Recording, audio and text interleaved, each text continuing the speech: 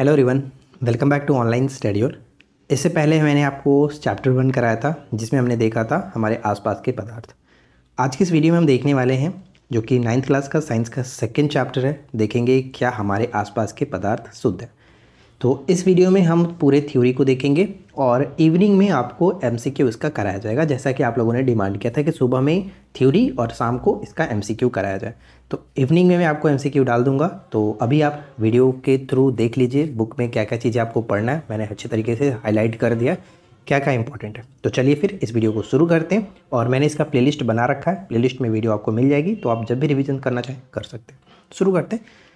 तो यहाँ पर आप पढ़ेंगे कि हम कैसे जान सकते हैं कि बाज़ार से ख़रीदा हुआ घी, दूध, मक्खन, नमक, मसाला, मिनरल, जल या जूस या फिर जो भी चीज़ें हम खरीदते हैं क्या वो शुद्ध है। तो इसको कैसे हम जानेंगे, तो यहाँ पे हम देखेंगे।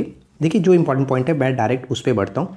अगर आपको अच्छे से पढ़ना है तो आप एक बार अपने तरीके से बुक को पढ़िए और समझिए, उसके बाद हमारी इस वीडियो को देखिए, ठीक है। तो इसमें हम देखेंगे उदाहरण के लिए दूध जो होता है जल, वसा और प्रोटीन का मिश्रण होता है। जब एक वैज्ञानिक किसी पदार्थ को शुद्ध कहता है तो इसका तात्पर्य है कि उस पदार्थ में मौजूद सभी कण समान रासायनिक प्रकृति के हैं, अर्थात एक शुद्ध पदार्थ एक ही प्रकार के तत्वों से मिलकर के बना होता है। ये होता है अकॉर्डिंग टू साइंटिस्ट। लेकिन हम लोग क्या कहते हैं कि शुद्ध का मतलब कि जो कि उसमें कोई और मिलावट ना हो, उसको हम शुद्ध कहते हैं। जैसे यहाँ पे आप पढ़ सकते हो कि साधारण व्यक्ति के लिए शुद्ध का अर्थ होता है कि पदार्थ में कोई मिलावट ना हो, लेकिन वैज्ञानिकों के लिए ये सभी वस्तुएं विभिन्न पदार्थों के मिश्रण ही हैं, अतः शुद्ध नहीं है। ठीक है, समझ में आया आपको। अब इसके बाद हम आगे की तरफ देखेंगे तो यहाँ पे डायरेक्ट आपसे पूछाएगा कि मिश्रण क्या है। ठीक है, बताइए कि मिश्रण क्या है। तो मिश्रण एक या एक से अधिक शुद्ध तत्वों या फिर यौगिकों से मिलकर के बना होता है। यहाँ पे पॉइंट ये कह रहा है कि जल में घुले हुए सोडियम क्लोराइड का मतलब NaCl, जिसको हम लोग नमक कहते हैं, ठीक है, NaCl। सोडियम क्लोराइड को वाष्पीकरण या फिर आसवन विधि द्वारा जल से पृथक किया जा सकता है। यद्यपि सोडियम क्लोराइड अपने आप में एक शुद्ध पदार्थ है, यानी NaCl नमक जो है वो और अन्य किसी यौगिक तत्वों से मिलकर के नहीं बना है, वो अपने आप में एक शुद्ध पदार्थ है। इसे भौतिक विधि के द्वारा इसके रासायनिक अवयवों को पृथक नहीं किया जा सकता है। यानी जो शुद्ध पदार्थ होते हैं उन्हें हम किसी भौतिक विधि द्वारा इसके रासायनिक अवयवों में पृथक नहीं किया जा सकता है। इसी प्रकार चीनी एक पदार्थ है क्योंकि यह एक ही प्रकार के शुद्ध अवयव से मिलकर के बना होता है। नमक, चीनी दोनों अपने आप में एक शुद्ध पदार्थ है, ठीक है। पेय पदार्थ और मिट्टी में एक समान कण नहीं होते हैं। शुद्ध पदार्थ किसी भी स्रोत से प्राप्त हो इसके अभिलाक्षणी गुण एक समान रहेंगे। समझ में आ, शुद्ध चाहे कहीं से मिले, मतलब शुद्ध पदार्थ कहीं से भी आए, कहीं से भी उसका सोर्स हो, उसके जो अवयव होंगे, अभिलाक्षणी गुण होंगे, वो एक समान होंगे। इस प्रकार हम कह सकते हैं कि मिश्रण में एक से अधिक शुद्ध पदार्थ होते हैं, राइट। चलिए अब आता है कि मिश्रण के प्रकार। देखिए फ्रेंड्स, मिश्रण के बहुत सारे प्रकार हो सकते हैं, लेकिन जनरली हम दो प्रकार के बारे में बात करते हैं। एक हमारा होता है समांगी मिश्रण और एक होता है विषमांगी मिश्रण, ठीक है। अवयवों की प्रकृति के अनुसार ध्यान दीजिएगा, अगर पूछ लिया जाए कि मिश्रण के प्रकार किस बेस पे किया जाता है, तो अवयवों की प्रकृति के अनुसार विभिन्न प्रकार के मिश्रणों का निर्माण होता है, ठीक है। तो यहाँ पे हम देखेंगे कि एक मिश्रण ऐसा प्राप्त होता है जिसकी बनावट समान होती है। एक मिश्रण ऐसा प्राप्त होता है जिसकी बनावट समान होती है। इस तरह के मिश्रण को हम समांगी मिश्रण कहते हैं या फिर इसे हम विलयन कहते हैं, विलयन, ठीक है। समांगी मिश्रण को ही हम विलयन कहते हैं। इस तरह के मिश्रण में कुछ अन्य उदाहरण होते हैं, जैसे कि अगर समांगी मिश्रण की बात कर रहे हैं, समांगी मिश्रण का मतलब हुआ कि उसमें समान चीज़, समांगी मतलब समान, बस इस तरह से समझिए कि उसमें जो अवयव मिले हुए हैं वो अच्छे तरीके से समान रूप से ये कह सकते हैं कि घोल जब हम करते हैं तो वो आसानी से घुल मिल जाते हैं, मतलब हम उन्हें नंगी आंखों से नहीं देख सकते हैं, ये समझिए। जैसे कि नमक में जल में नमक और जल में चीनी, अगर इन दोनों को हम मिलाते हैं तो बहुत ही आसानी तरीके से ये घुल जाते हैं, तो हम कह सकते हैं कि ये समांगी मिश्रण हुआ, ठीक है। दोनों समूह से प्राप्त घोल के रंगों की तुलना करें, ये तो आपका क्रियाकलाप हो जाएगा, वो हम छोड़ दें। तो यहाँ तक आपको समझ में आया कि समांगी जो मिश्रण होते हैं पृथक पृथक संगठन रख सकते हैं, ठीक है, रख सकते हैं। यहाँ पे देखेंगे कि जो मिश्रण, यानी अब आगे की बात कर रहे हैं कि जो मिश्रण प्राप्त होता है उसके अंश भौतिक दृष्टि से पृथक होते हैं। ये अब हम विषमांगी मिश्रण के बारे में बात कर रहे हैं। अब वो समांगी मिश्रण अलग हुआ, ये एक्चुअली क्रियाकलाप है। तो अगर इसको आप करोगे तब समझ में आएगा कि हम एक्जैक्टली कर क्या रहे हैं। ठीक है, तो यहाँ पे सिर्फ और सिर्फ समांगी और विषमांगी मिश्रण में थोड़ा सा फ़र्क बताया जा रहा है। तो वैसा मिश्रण अगर हमें प्राप्त होता है जिनके अंश भौतिक दृष्टि से पृथक हो, इस तरह के मिश्रण को हम लोग विषमांगी मिश्रण कहते हैं। जैसे सोडियम क्लोराइड और लोहे का छेलन।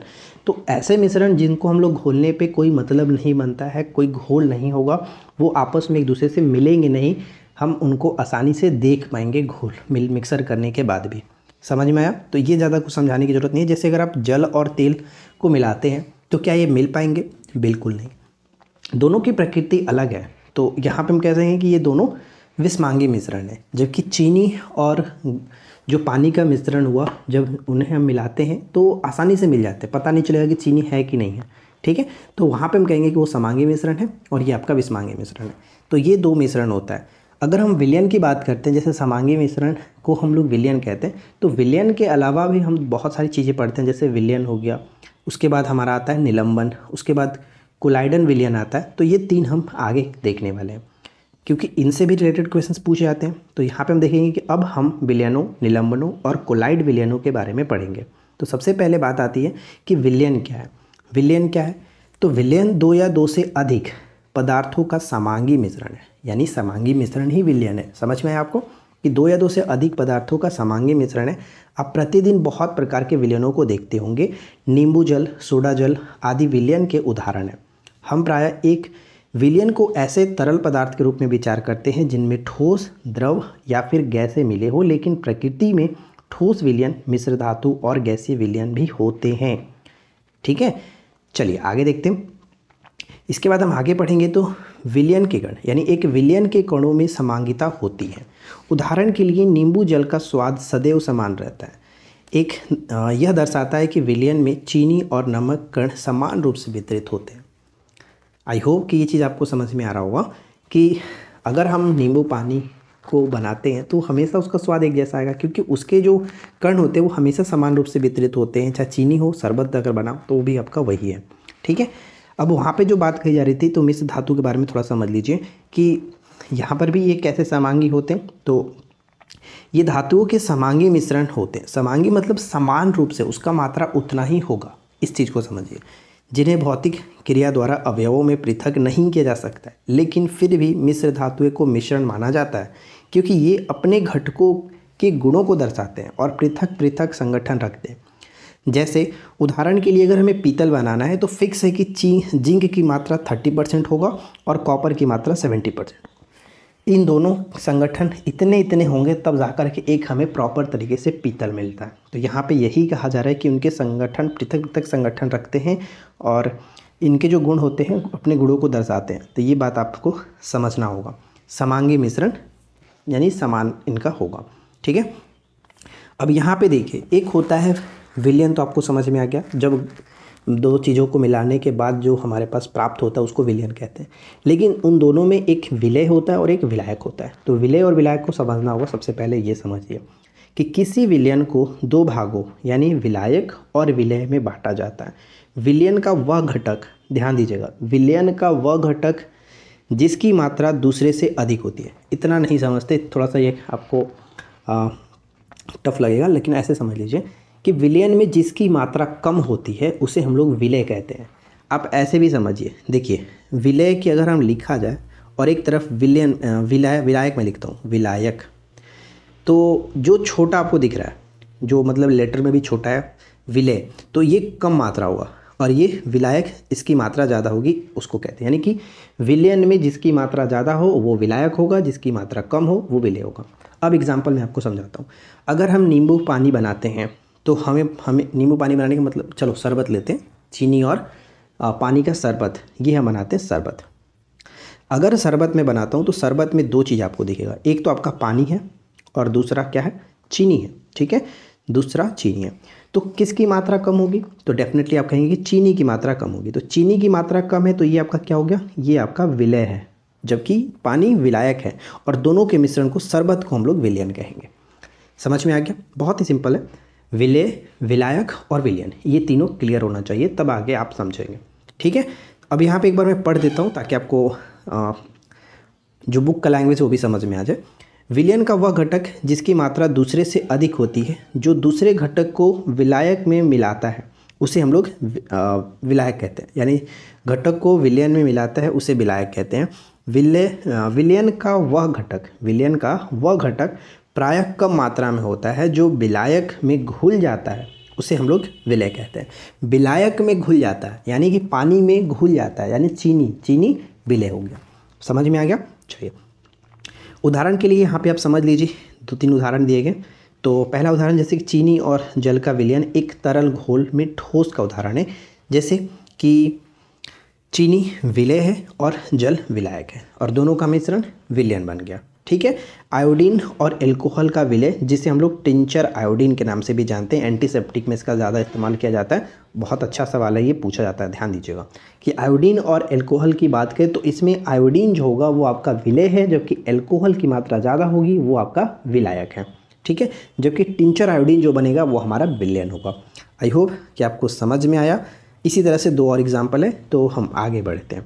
राइट, अब हम यहाँ पे देखेंगे कि विलयन के गुण क्या होते हैं। तो विलयन के गुण पे थोड़ा सा नज़र डालिए कि यह एक समांगी मिश्रण है। ठीक है, समांगी मिश्रण, विलयन हमेशा समांगी मिश्रण होगा।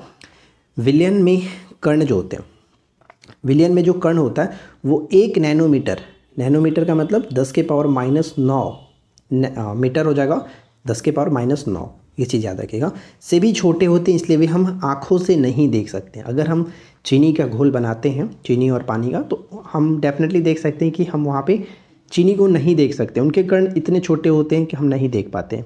अपने छोटे आकार के कारण विलयन के कण गुजर रही प्रकाश की किरण को फैलाते नहीं हैं, इसलिए विलयन में प्रकाश का मार्ग दिखाई नहीं देता है।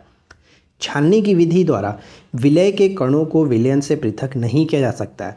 विलयन को शांत छोड़ देने पर भी विलय के कण नीचे नहीं बैठते हैं, अर्थात विलयन स्थायी है। समझ में आया?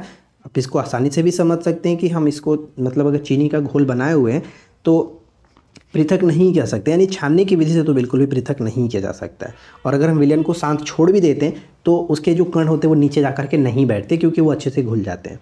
तो हम ये कहेंगे कि विलयन अस्थायी है। राइट, यहाँ तक समझ में आया? अब विलयन की सांद्रता क्या होता है, तो हम यहाँ पे पढ़ेंगे कि विलयन में पृथक पृथक मात्रा में विलायक और विलय पदार्थ होते हैं। विलयन में मौजूद विलय, देखिए जब भी विलय कह रहा हूँ तो समझ में आना चाहिए कि विलय मतलब जो चीज़ हम पानी में घोलने की कोशिश करते हैं वो विलय हुआ। ठीक है, विलय पदार्थ की मात्रा के आधार पर इसे तनु, सांद्र या फिर संतृप्त घोल कहा जाता है। तो यहाँ तक आपको बस यही समझना था कि विलयन की सांद्रता क्या है। अब हम बढ़ते हैं आगे के पॉइंट्स की तरफ। अब नेक्स्ट पेज पे चलेंगे तो यहाँ पे देखेंगे कि किसी निश्चित तापमान पर उतना ही विलय पदार्थ घुल सकता है जितनी की विलयन की क्षमता होती है। अब ऐसा नहीं कि आप 1 लीटर पानी लिए हो उसमें 2 किलो चीनी डाल करके घोल दो, ऐसा नहीं है। एक लिमिट होता है, एक निश्चित मतलब देखिए यहाँ पे किसी निश्चित तापमान पर उतना ही विलय पदार्थ घुल सकता है जितनी कि उस विलयन की क्षमता होती है। समझ में आया? हर चीज़ का एक लिमिट होता है। दूसरे शब्दों में कि निश्चित तापमान पर यदि विलयन में विलय पदार्थ नहीं घुलता है तब हम उसे कहते हैं कि ये संतृप्त विलयन है। यानी लिमिट जब लास्ट हो जाती है कि अब इससे ज़्यादा नहीं घुलेगा। अब अगर 1 चम्मच भी ज़्यादा उसमें चीनी डालेंगे तो वो नहीं घुलेगा, वो सिर्फ और सिर्फ नीचे पानी में जाकर के बैठ जाएगा। तो जहाँ तक ये सीमित हुआ, लास्ट हुआ कि इससे ज़्यादा नहीं घुलेगा, अब हम उसे कहते हैं संतृप्त विलयन ही हमारा। अब इससे ज़्यादा इसमें कुछ घुलने वाला नहीं है। ठीक है, विलय पदार्थ की वह मात्रा जो इस ताप पर संतृप्त विलयन में उपस्थित है उसकी घुलनशीलता कहते हैं। यानी विलय पदार्थ की वह मात्रा, यानी जो चीनी हमने डाला, मान लीजिए कि 1 लीटर में 200 ग्राम चीनी हमने डाला, तो 200 ग्राम चीनी लिमिटेड है, अब इससे ज़्यादा नहीं होगा, 250 ग्राम नहीं हो सकता। तो 200 ग्राम जो है वो इस ताप पर संतृप्त विलयन में उपस्थित है और इसकी एक घुलनशीलता है कि हम इसमें सिर्फ और सिर्फ 200 ग्राम चीनी को घोल सकते हैं। ये इसकी घुलनशीलता है। समझ में आ गया? अब चलिए आगे बढ़ते हैं। बाकी यहाँ पे आप पढ़ेंगे, उसमें ज़्यादा कुछ नहीं है। अब यहाँ पे एक देखिए 2-3 सूत्र दिए गए, क्योंकि इसमें न्यूमेरिकल बनाने में ये आपका काम आएगा। तो देखिए द्रव्यमान या फिर विलयन का द्रव्यमान प्रतिशत निकालने के लिए कहा जाए तो हमेशा जब जो भी पूछा जाए उसमें विलय को ऊपर रखिए और नीचे हमेशा विलयन रखिए। विलयन हमेशा नीचे रहेगा और गुणे में 100, यानी विलय पदार्थ के द्रव्यमान और विलयन का द्रव्यमान। द्रव्यमान में विलयन की आयतन प्रतिशत पूछा जाए तो विलय पदार्थ का द्रव्यमान और नीचे हम रखेंगे विलयन का आयतन, ठीक है, विलयन का आयतन। और उसी तरह से हम आगे क्या देखेंगे, एक और फॉर्मूला है हमारे पास कि विलयन के आयतन या फिर आयतन प्रतिशत पूछा जाए तो विलय का आयतन और नीचे हम लोग विलयन का आयतन रखेंगे, विलयन का आयतन गुने में 100 हो जाएगा। ठीक उस तरह से एक हमारा उदाहरण भी है, चलिए इसको सॉल्व करते हैं, देखते हैं आंसर आता है कि नहीं।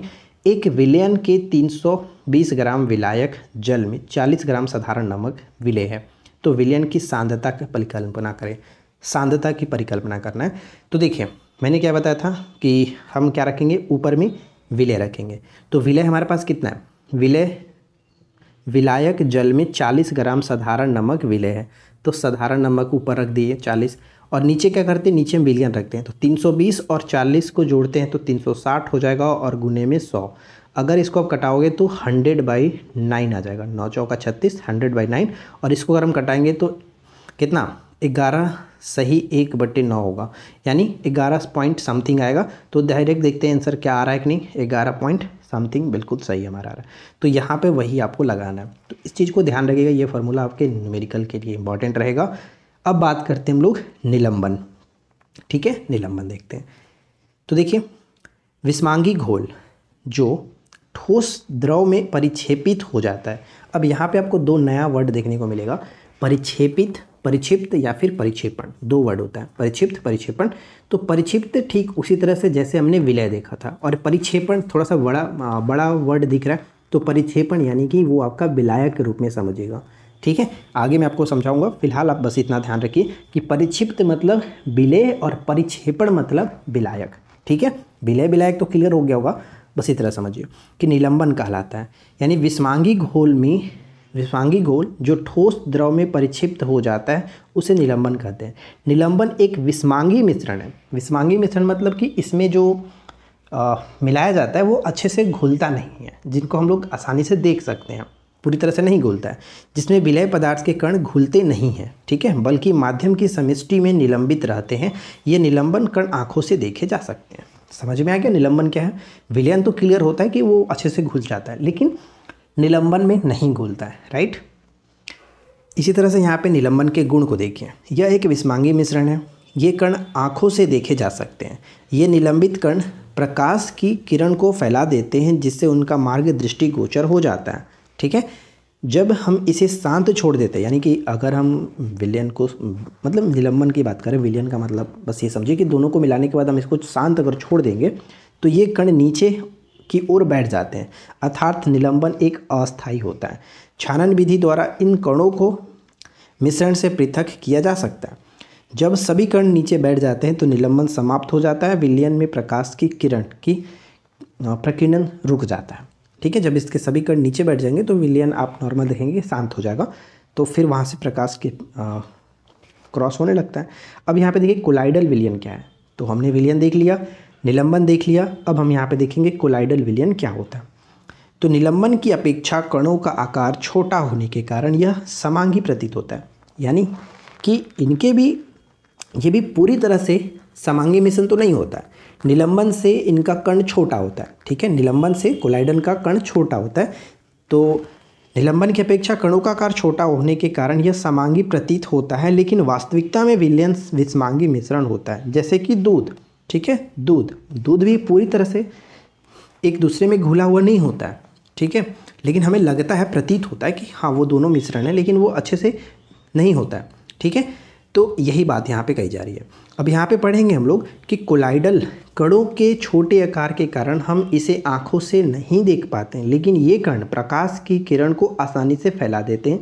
जैसा कि हमने ऊपर में क्रियाकलाप आप देखोगे, तो प्रकाश की किरण का फैलना क्या कहलाता है, प्रकाश की किरण का फैलना हम लोग टिंडल प्रभाव के नाम से जाना जाता है। टिंडल प्रभाव आपने बचपन में ये नाम सुना होगा, और हमेशा आप तो प्रिपरेशन में तो सुनते ही रहे होंगे। तो टिंडल प्रभाव कहा जाता है। टिंडल नामक वैज्ञानिक ने इसकी खोज की थी, इसलिए इसको टिंडल प्रभाव इफेक्ट के नाम से जानते हैं। एक कमरे में छोटे छिद्र के द्वारा जब प्रकाश की किरण आती है तब वहाँ पर हम टिंडल प्रभाव को देख पाएंगे, ठीक है। जैसे कि यहाँ पे आप समझिए, एक टॉर्च रखा गया, टॉर्च कॉपर सल्फेट का विलयन टिंडल प्रभाव नहीं दिखाता है, क्योंकि कॉपर सल्फेट यहाँ पे आपका अच्छे से घुल जा रहा है, ठीक है, पानी में घुल गया, लेकिन दूध तथा पानी का मिश्रण टिंडल प्रभाव पर प्रदर्शित कर रहा है। यहाँ पे आप देखोगे तो ये कुछ इस तरह से आपको दिखेगा। तो यहाँ पे एक्चुअली बुक में आप देखोगे तो समझ में आएगा। तो ये चीज़ था। आप जंगल में भी यहाँ पे देखिए एक पॉइंट कह रहा है, जब एक घने जंगल में आच्छादन से सूर्य की किरण गुजरती है तब वहाँ पे टिंडल प्रभाव को देख सकते हैं। जंगल के कोहरे में छोटे छोटे जल के कण होते हैं कि कोलाइडल कणों के समान व्यवहार करते हैं, ठीक है, इस वजह से। अब यहाँ से एक प्रश्न हमेशा पूछा जाता है, ध्यान दीजिएगा। मैंने जैसे बताया कि परिक्षिप्त प्रवस्था और परिक्षेपण माध्यम किसको कहते हैं। सबसे पहले ये जब तक आप समझेंगे नहीं तब तक आप इस क्वेश्चन को डील नहीं कर पाएंगे। तो ध्यान रखिएगा कि परिक्षिप्त का मतलब विलय, सिंपल सा लैंग्वेज में आपको समझा रहा हूँ कि परिक्षिप्त का मतलब विलय और परिक्षेपण का मतलब विलायक। जैसा हम जान रहे थे कि विलयन में विलय हमारा चीनी होता था और विलायक का मतलब पानी हुआ करता था, तो ठीक इसी तरह से कि कोलाइडल की बात जब हम कर रहे हैं तो वहाँ पे परिक्षिप्त का मतलब होगा जो कम मात्रा में हो उसे कहेंगे परिक्षिप्त, और जो ज़्यादा मात्रा में हो उसे कहते हैं परिक्षेपण। तो अगर आपसे ये पूछा जाए कि कोहरे, बादल और जो कुहासा होता है वो किस प्रकार के, इसमें परिक्षिप्त माध्यम क्या है या फिर परिक्षेपण माध्यम क्या है, तो जो ज़्यादा होगा उसे हम लोग कहेंगे परिक्षेपण और जो कम होगा उसे परिक्षिप्त कहते हैं। तो हम ये कहते हैं कि गैस में द्रव का होता है, ठीक है, गैस में द्रव का एक उदाहरण होता है कोहरा या फिर बादल या फिर कुहासा, ये एरोसॉल का उदाहरण है, ठीक है। उसी तरह से हम जानते हैं हमेशा दूध से पूछाते हैं कि दूध क्या होता है, तो द्रव में द्रव का ये एक तरह के होता है, द्रव में द्रव का कोलाइडल विलयन है, जिसे हम लोग इमल्सन या फिर पायस के नाम से जानते हैं। हिंदी में पायस, इंग्लिश में इमल्सन। ये बहुत इंपॉर्टेंट है, एकदम वीवीआई प्रश्न है, पूछा जाता है कई बार, ठीक है। तो यहाँ पे आपको ये याद रखना है कि गैस में ठोस का, द्रव में गैस का जिसमें ज़्यादा है, ठीक है, उसको हम पहले रखेंगे, द्रव का गैस में, द्रव में गैस का है। उसी तरह से यहाँ पे द्रव में ठोस का, समझ में आ रहा है ना, कि जिसमें हम लोग को मिलाना है उसको पहले रखिए, तो वो ज़्यादा मात्रा को हम लोग परिक्षेपण माध्यम कहते हैं और जो कम है उसको परिक्षिप्त प्रवस्था कहे जाते हैं। चलिए ये तो क्लियर हो गया। अब इसके हम लोग आगे बढ़ते हैं। अब यहाँ पे देखिए टिंडल प्रभाव आपको दिखाया गया। कोलाइड के गुणधर्म क्या क्या होते हैं, तो यहाँ पे ध्यान दीजिएगा कि कोलाइडल जो है, कोलाइडल के गुणधर्म क्या है, तो यह एक विस्मांगी मिश्रण है। तो निलंबन भी तो विस्मांगी मिश्रण था, ठीक है। कोलाइड के कणों का आकार इतना छोटा होता है कि ये पृथक रूप से आंखों से नहीं देखा जा सकता है। तो ठीक उसी तरह से निलंबन के कण में क्या होता था, निलंबन के कणों को हम लोग आंखों से देख सकते थे, ठीक है। और ये इतने बड़े होते हैं कि प्रकाश के किरण को फैलाते हैं तथा उसके मार्ग को दृष्टि बनाते हैं, मतलब देख सकते हैं, ठीक है। जब हम इनको शांत छोड़ देते हैं तब ये कण तल में बैठ जाते हैं, अर्थात स्थायी होते हैं। ये छानन विधि द्वारा मिश्रण से पृथक नहीं किए जा सकते, किंतु एक विशेष विधि अपकेंद्रीय तकनीक के द्वारा इसको हम लोग पृथक कर सकते हैं, ठीक है। ये चीज़ समझ में आ, लेकिन हम लोग निलंबन को आसानी से पृथक कर सकते हैं, किसी उसमें विशेष विधि की ज़रूरत नहीं पड़ती है। लेकिन कोलाइडल के जो मिश्रण होता है, इसमें क्या होता है कि हमें ऐसा प्रतीत होता है कि ये समांगी मिश्रण है, लेकिन वास्तविकता में ये समांगी मिश्रण नहीं होता है। देखने में तो लगेगा कि हाँ ये अच्छे तरह से घुले हुए हैं, लेकिन पूरी तरह से घुले नहीं होते और इनको हम आसानी से निकाल भी नहीं सकते हैं कि छानने की विधि से हम सिर्फ और सिर्फ अलग कर दें, नहीं, इसके लिए हमें किसी विशेष तकनीक की आवश्यकता पड़ती है इसको अलग करने के लिए, राइट। चलिए अब यहाँ पे आप पढ़ेंगे जो कि वही चीज़ है जो मैंने आपको प्रवस्था और परिक्षेपण के बारे में बताया कि कोलाइड विलयन परिक्षिप्त प्रवस्था और परिक्षेपण माध्यम से बनता है। ध्यान दीजिएगा कि कोलाइडल विलयन कैसे बनता है, तो कोलाइडल विलयन हमेशा जैसे कि हमने विलय और विलायक मिलाकर के विलयन बनाते थे, उसी तरह से यहाँ पे परिक्षिप्त प्रवस्था और परिक्षेपण माध्यम से बनता है, ठीक है। विलय पदार्थ की तरह का घटक जिसको हम लोग परिक्षिप्त कण जो कि कोलाइडल रूप में रहता है, जो मैंने आपको समझाया वही चीज़ यहाँ पे लैंग्वेज में लिखा गया, बस वही समझिए कि विलय पदार्थ की तरह का, विलय पदार्थ की तरह ही परिक्षिप्त प्रवस्था, परिक्षिप्त कण को कोलाइडल रूप में रहता है, ठीक है, उसे परिक्षिप्त प्रवस्था कहते हैं। तो उतना ना समझ करके बस आपको थोड़ा सा जो मैंने आपको बताया वो ध्यान रखिए। अब यहाँ पे देखिए क्या कह रहा है कि भौतिक एवं रासायनिक परिवर्तन, ये बहुत इंपॉर्टेंट है क्योंकि यहाँ से क्वेश्चंस पूछे जाते हैं, तो इसको आप समझ लीजिएगा। और इसमें एक क्वेश्चन ऐसा भी आपको दिखेगा कि जो डायरेक्ट एग्जाम्स में कई बार आया है। तो आगे देखिएगा पहले हम ये समझते हैं कि भौतिक और रासायनिक परिवर्तन क्या होते हैं। ऐसे गुण जिनका हम अवलोकन एवं वर्णन कर सकते हैं, अवलोकन या फिर वर्णन कर सकते हैं, जैसे कि रंग, कठोरता, दृढ़ता, बहाव, घनत्व, द्रवणांक और क्वथनांक इत्यादि को हम लोग भौतिक गुण मानते हैं, भौतिक गुण मानते हैं। अवस्थाओं का अंतर रूपांतरण एक भौतिक परिवर्तन है, क्योंकि ये परिवर्तन पदार्थों के संगठन में बिना परिवर्तन किए होते हैं और उनकी रासायनिक प्रकृति में कोई भी परिवर्तन नहीं होता है। जैसे अगर बर्फ़ की बात करते हैं तो जल और वाष्प अलग अलग दिखते हैं और ये भिन्न भिन्न भौतिक गुणों को दर्शाते हैं, लेकिन ये रासायनिक रूप से तो समान ही होते हैं। यही बात कही जा रही है। भौतिक परिवस्था में सिर्फ अवस्था परिवर्तन होता है, पुनः हम उस चीज़ को प्राप्त कर सकते हैं किसी भी विधि से। लेकिन रासायनिक परिवर्तन में क्या होता है कि अगर एक बार वो अवस्था अपना चेंज करता है तो पुनः हम लोग वापस पुराने वाले स्थिति में नहीं ला सकते हैं। बस सिंपल सा फंडा है और इसमें ज़्यादा कुछ नहीं समझना है।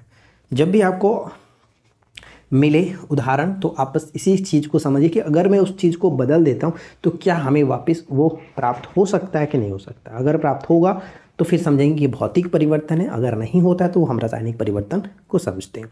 ठीक है, यहाँ पे देखिए एक प्रश्न है जो कि हमेशा एग्जाम्स में पूछा जाता रहता है।